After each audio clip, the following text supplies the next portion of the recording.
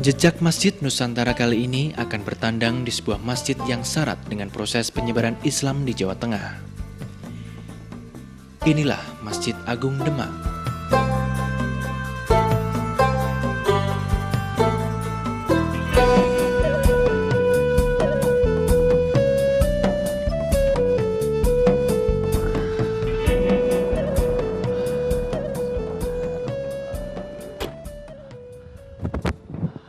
Alhamdulillah.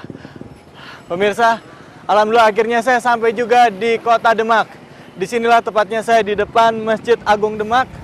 Saya akan menyusuri jejak Masjid Nusantara. Nah, pemirsa, Kota Demak ini merupakan kota yang sangat bersejarah sekali, khususnya mengenai perkembangan Islam di Nusantara dan juga di Pulau Jawa.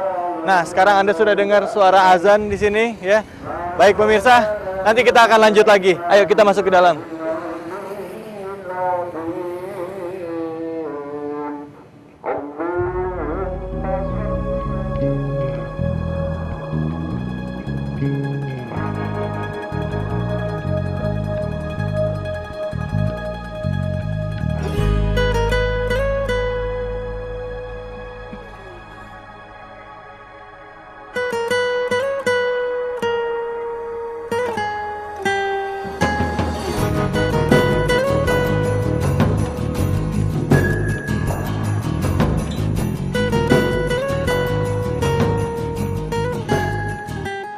Kalau Anda berkunjung ke Kota Demak, Anda juga menyaksikan keindahan perpaduan arsitektur antara kerajaan Hindu dan juga kerajaan Islam.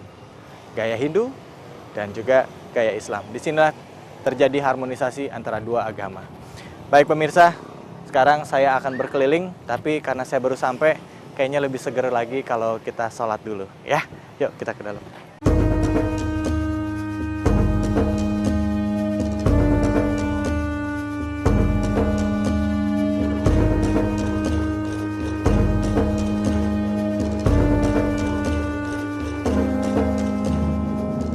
Demak, kota kunci penyebaran pengaruh Islam di tanah Jawa.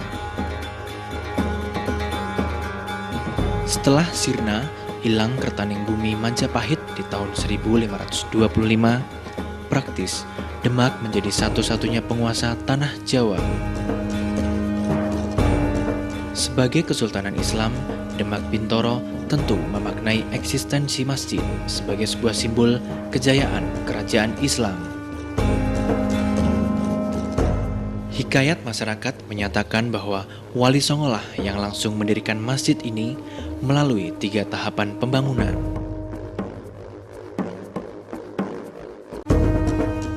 Pada permulaan, masjid ini disebut Masjid Gelagahwangi karena terletak di tengah pesantren Gelagahwangi yang diasuh oleh Sunan Ampel yang berdiri pada tahun 1466. Kemudian pada tahun 1475 direnovasi total oleh Raden Fatah.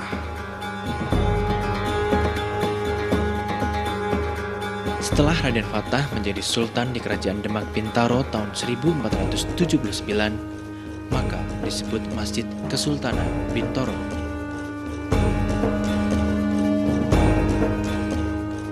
Sejarah dari berdirinya Masjid Agung Demak ini dimulai dari sejak zaman kewalian.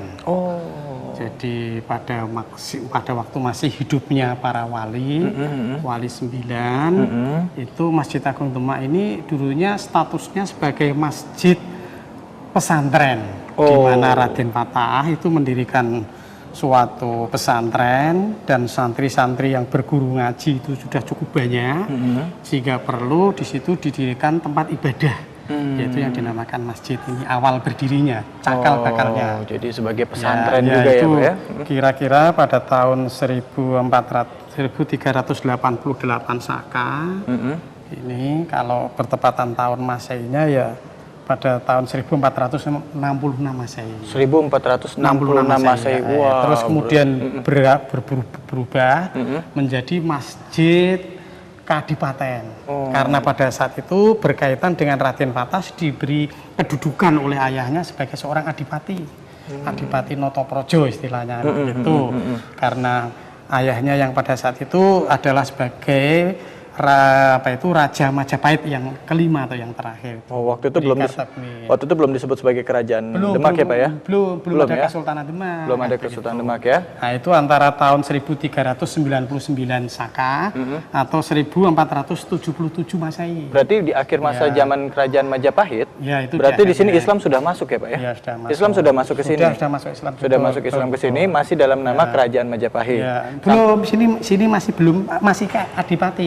Oh, masih kasih Kadipaten. Demak. Iya. Kadipaten Bintoro Demak, Kadipaten Bintoro Demak. Oke. Kemudian dirubah lagi atau meningkat lagi tahun 1401 Saka atau 1479 Masehi menjadi Masjid Kasultanan. Oke. Masjid Kasultanan itu berkaitan dengan pengangkatan Raden Patah diangkat menjadi Sultan di Demak.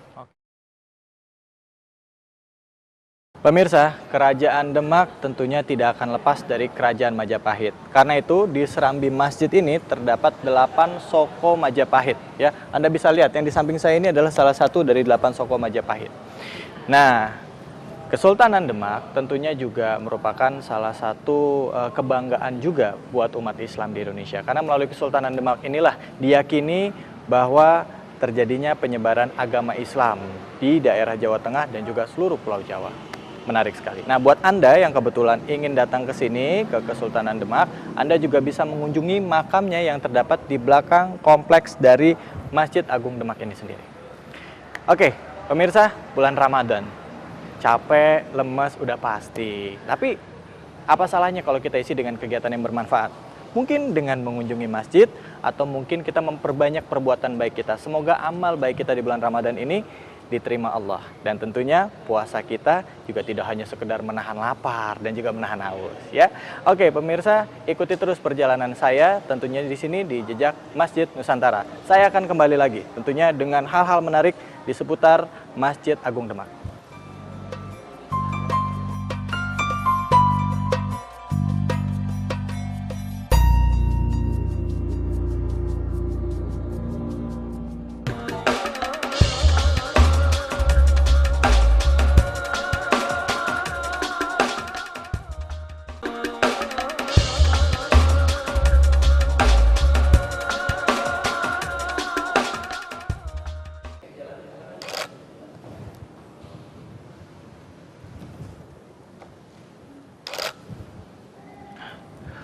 Pemirsa, Masjid Agung Demak ini diakui oleh organisasi Konferensi Islam sebagai salah satu monumen bersejarah bagi umat muslim. Kenapa? Karena disinilah kita bisa melihat di mana sejarah itu bisa dibuktikan dan juga bisa disesuaikan dengan kebudayaan masyarakat sekitar, khususnya dalam rangka perkembangan Islam.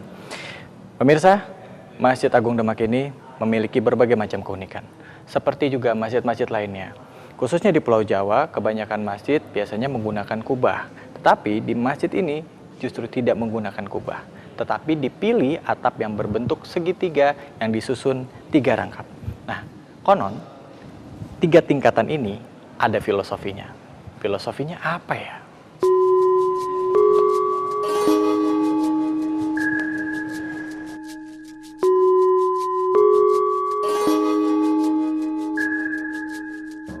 Bangunan Masjid Agung Demak merupakan karya 9 wali.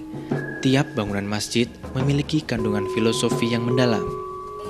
Masjid induk berdinding segi 4 dan 4 sudut yang disangga 4 soko guru buatan Sunan Kalijaga, Sunan Ampel, Sunan Bonang, dan Sunan Gunung Jati yang bermakna 4 mazhab yang dianut. Atap bangunan berupa 5 piramida bersusun 3 rangkap, simbol dari akidah Islamiyah, yaitu iman, Islam, dan ihsan.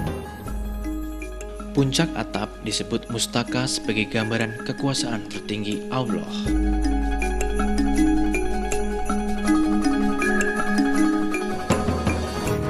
Ruangan dalam dilengkapi dengan mihrab, juga dilengkapi dengan pintu bledek condro sengkolong serta ornamen-ornamen seperti di mihrab, lambang bulus, surya Majapahit, akar mimang. piringan putri campa, serta huruf-huruf ilahiyah. Bangunan Menara Azan dibangun pada tahun 1932. Tingginya 22 meter atas prakarsa salah seorang penghulu Demak. Hingga sekarang, bangunan Menara Azan menjadi bagian cagar budaya yang dilindungi. Nah, sekarang kita bicara mengenai pembangunan masjid ini sendiri pada zaman Kesultanan Demak. Ada berapa tahapan, Pak? Pada zaman Kesultanan, ini masjid itu sudah begitu mendekati sempurna kan begitu. Nah, ini kemudian terus masjid itu berkembang sampai dengan pada zaman Belanda, pemerintahan Belanda. Kemudian itu mendirikan adanya menara yang di depan itu. Oh iya. Itu zaman Belanda. Kemudian terakhir renovasi itu 1982 sampai 1987. Itu pada waktu itu ini karena Soko 4 ini, Soko Guru yang 4 ini pada waktu itu sudah dipandang kondisinya mengkhawatirkan, kemudian dipotong dan direnovasi, disambung lagi. Disambung lagi. Jadi ini bisa dikatakan tidak semuanya asli ya, berarti sudah ada yang direnovasi.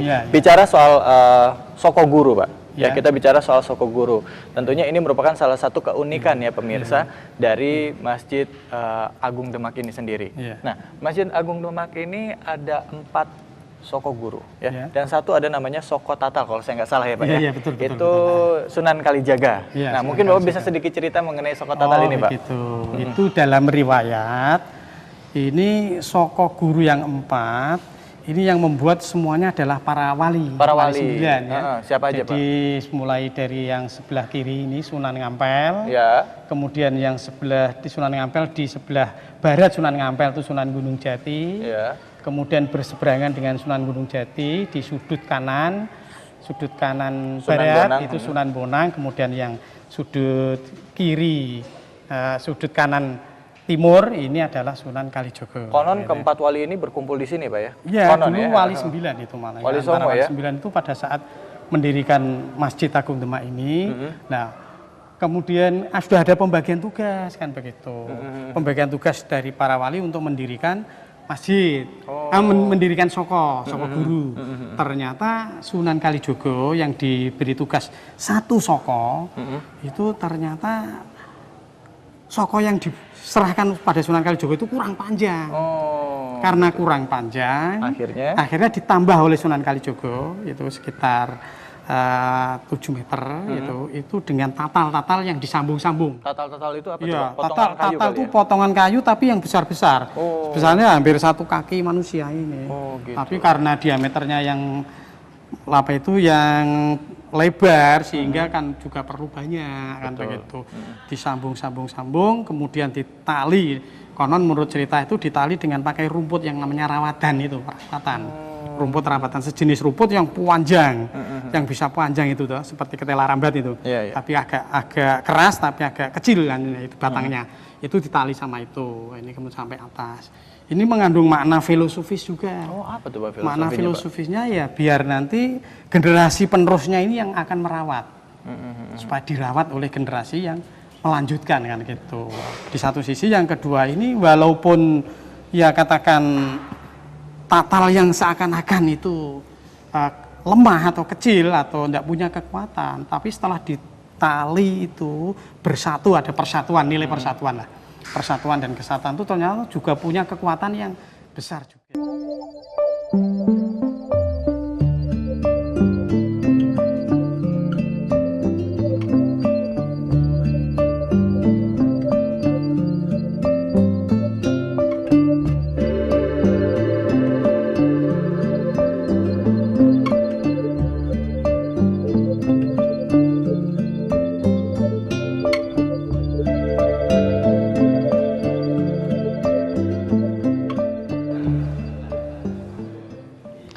Subhanallah, luar biasa para pendiri masjid ini. Walaupun mereka mendirikannya dengan cara yang tradisional, tapi hasilnya luar biasa. Allahu Akbar.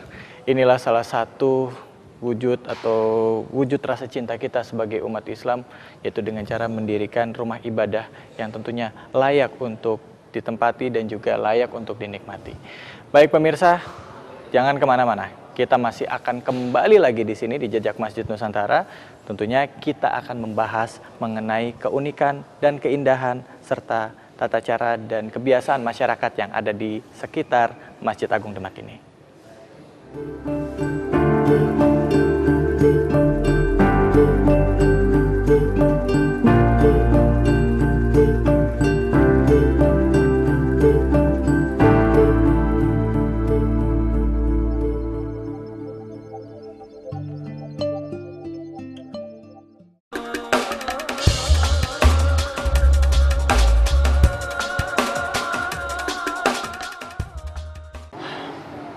Subhanallah pemirsa, indah ya. Ternyata di sini banyak sekali ukiran dan juga sisa-sisa peninggalan kerajaan Majapahit dan juga kerajaan Demak ini sendiri.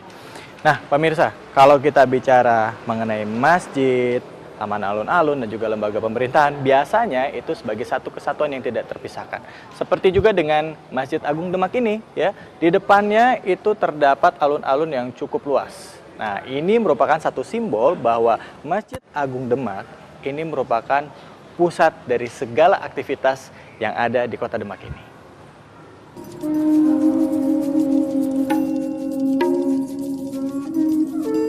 Para peziarah memadati masjid selama bulan Ramadan. Banyak di antara mereka yang sengaja menghabiskan bulan Ramadan di Masjid Agung Demak.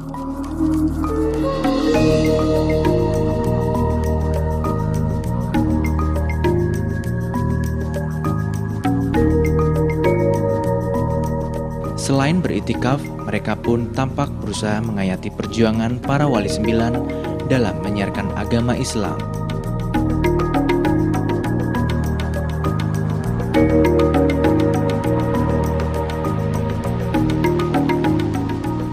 Lantunan ayat suci Al-Quran, untaian zikir tahlil dan tahmid nampak syahdu mengalun dari para jamaah.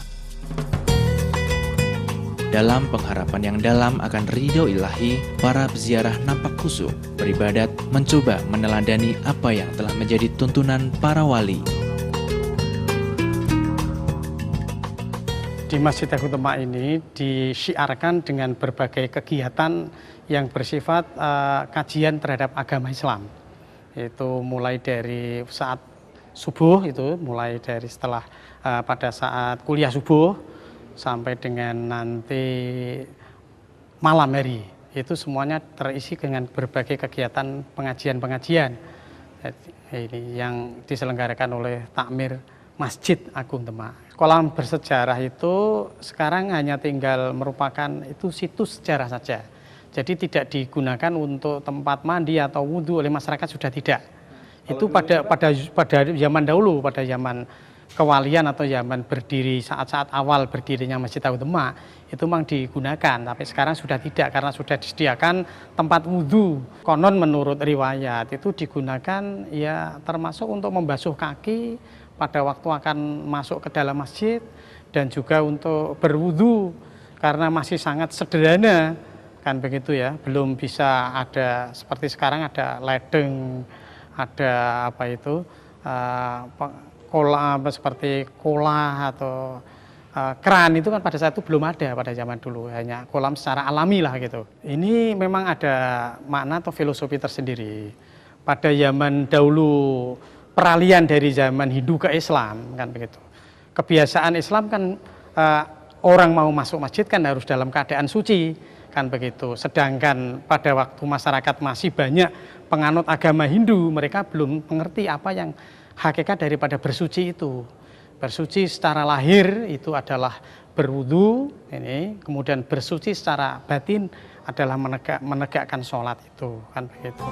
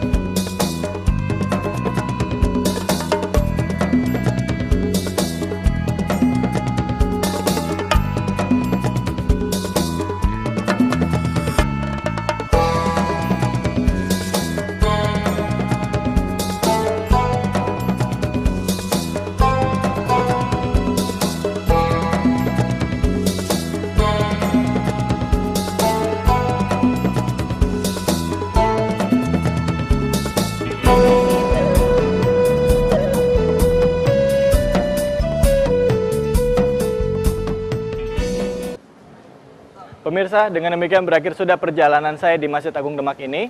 Jangan lupa, mari kita jalin silaturahim dan kita ramaikan masjid untuk memperkokoh ukhuwah. Baik, saya David Halik undur diri. Ila liqa, jazakumullah khairan katsiran. Wabillahi taufiq wal hidayah. Wassalamualaikum warahmatullahi wabarakatuh.